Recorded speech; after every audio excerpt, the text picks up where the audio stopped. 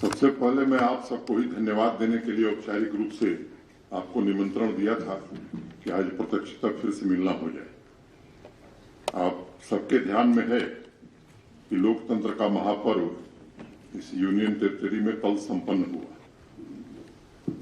मुझे लगता है कि ये एक मील का पत्थर साबित होगा और यहाँ के विकास और नवनिर्माण में कल जो चुनाव हुआ है इसका बहुत ही महत्व होगा। मतदान के जो आंकड़े अभी तक उपलब्ध हुए हैं उससे एक बात स्पष्ट हो गई है कि जम्मू कश्मीर का चाहे यूथ हो, चाहे बुजुर्ग हो, किसान हो, मजदूर हो, मध्यम वर्ग हो, प्रोफेशनल हो या व्यापारी, सबने बढ़ चढ़ करके ग्रास रूट डेमोक्रेसी को मजबूत करने के लिए, यहाँ की उन्नति और प्रगति को जन जन तक पहुंचाने के लिए और तरक्की को एक नई दिशा देने के लिए भारी संख्या में मतदान किया है। अगर पिछले लोकसभा चुनाव से और इस चुनाव के मत प्रतिशत की तुलना करेंगे आप, तो कठिन स्थानों पर भी विपरीत मौसम के बावजूद मैं कह सकता हूं कि कई स्थानों पर दुगुना मतदान हुआ है और इसके लिए मैं श्रेय आपको देना चाहता हूं। पिछले दिनों जनता से सीधा संवाद स्थापित करने का जम्मू कश्मीर प्रशासन ने जो प्रयास किया, उनकी समस्याओं के समाधान में जिस तरह की रुचि सबने मिलकर के दिखाई और उसको आपने जिस ढंग से लोगों तक पहुंचाने का काम किया, मैं मानता हूं कि आपकी भी भूमिका अत्यंत महत्वपूर्ण रही है। तीसरी बात, मुझे लगता है कि भारत के संविधान में जो संशोधन हुआ 73rd और 74th, उसमें जो कमियां रह गई थी, पंचायतों को और अर्बन लोकल बॉडीज को मजबूत करने के लिए जो काम किया जा सकता था, वो अधिकतम काम पिछले 3-4 महीनों में हमने किया और 3 टियर सिस्टम यहाँ भी लागू हो तो डीडीसी के चुनाव भी यहाँ करा दिए। तो मैं उन सभी राजनीतिक दलों को और इंडिपेंडेंट उम्मीदवार को भी, जिन्होंने भारत के संविधान में आस्था व्यक्त की है, उनको भी मैं विशेष रूप से धन्यवाद देना चाहता हूं। प्रतिकूल मौसम में जिस तरह से लंबी लंबी लाइनें महिलाओं की, बच्चियों की, नौजवानों की रही है, मुझे लगता है कि उन सबका अभिनंदन अगर न किया जाए तो शायद ये ज्यादती होगी। इस पूरी चुनाव प्रक्रिया में स्टेट इलेक्शन कमीशन को भी मैं धन्यवाद देना चाहता हूं और चुनाव शुरू होने के पहले मैंने एक बात कही थी कि पीसफुल, फ्री एंड फेयर, शांतिपूर्ण, निष्पक्ष मतदान हो, इसका इंतजाम प्रशासन करेगा।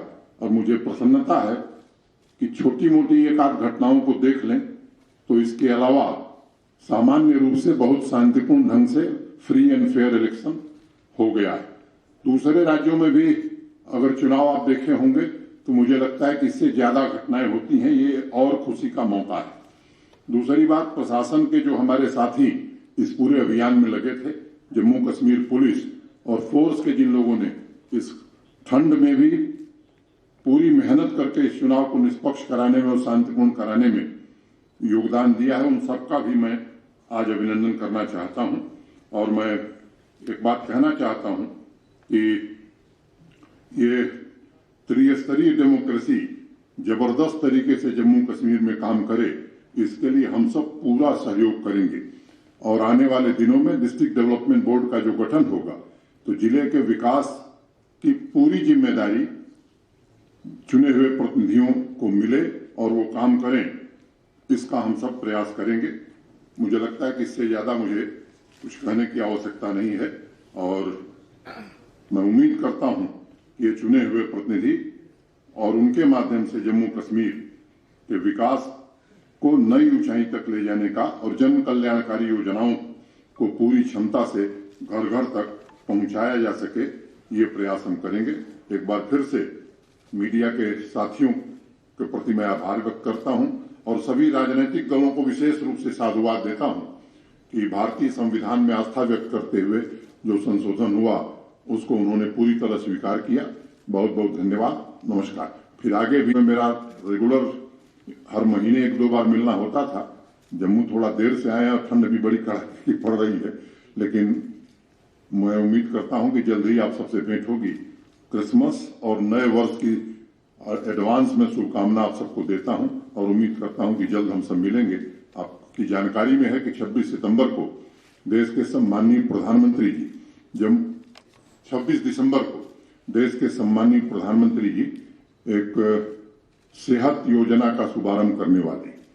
आपको ये भी मालूम है कि आयुष्मान भारत प्रधानमंत्री जन आरोग्य जब शुरू हुआ था तो उसमें एक क्राइटेरिया थी कि 2011 के सेंसस में जो लोग गरीबी रेखा के नीचे जीवन यापन करते हैं ऐसे परिवारों को 5 लाख रुपए का हेल्थ कवर हर साल मिलेगा।